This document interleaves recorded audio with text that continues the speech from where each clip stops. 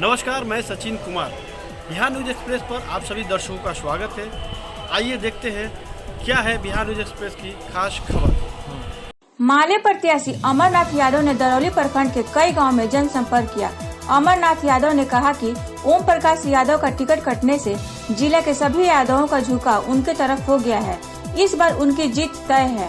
राजद और एनडीए दूसरे तीसरे स्थान के लिए लड़ रही हैं।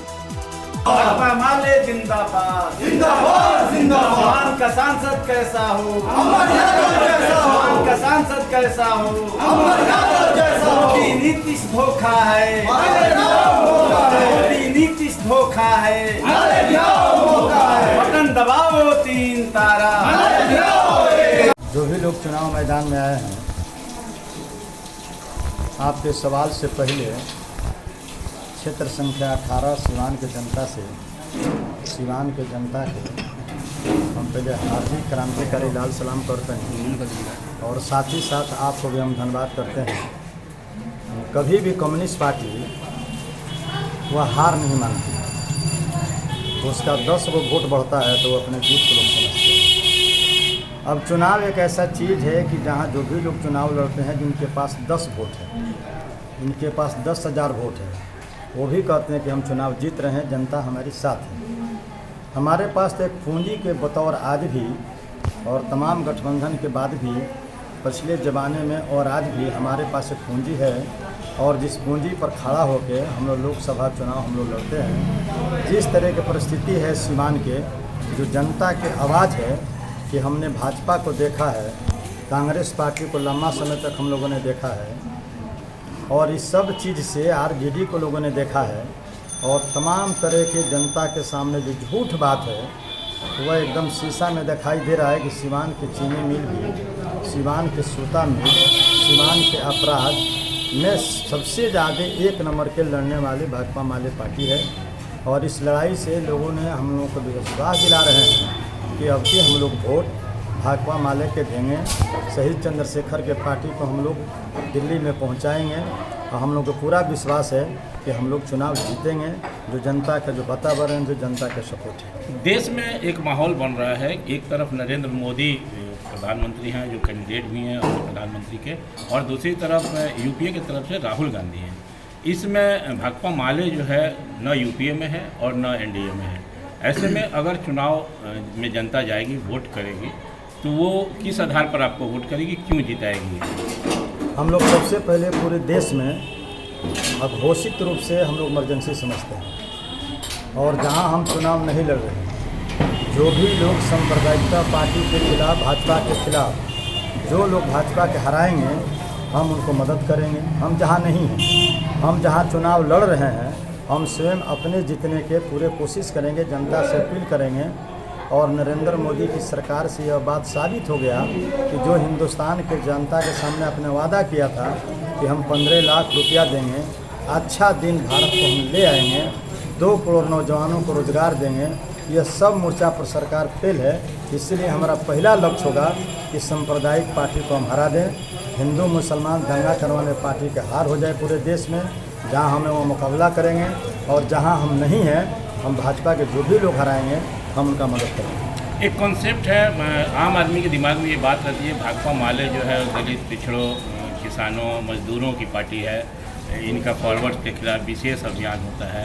लेकिन पार्टी के जो संस्थापक रहे हैं, शुरू से जो बड़े नेताओं की जो परंपरा रही है पार्टी में, वो एक फॉरवर्ड क्लास की रही है और पार्टी के जो निचले स्तर पर कार्यकर्ता हैं वो अत्यंत पिछड़ा वर्ग, दलित और इसी साथ हैं। तो इस कॉन्सेप्ट को तोड़ने के लिए आप वो तो सब विरोधी प्रचार है। कम्युनिस्ट पार्टी कोई जाति विशेष की पार्टी नहीं है। कम्युनिस्ट पार्टी एक वर्ग विशेष की पार्टी है। वो शुद्ध रूप से यह देश के गरीबों की पार्टी है, मजदूरों की पार्टी है, किसानों की पार्टी है और हमारे पार्टी में कोई जाति पाति नहीं है, कोई बैकवर्ड फॉरवर्ड नहीं है।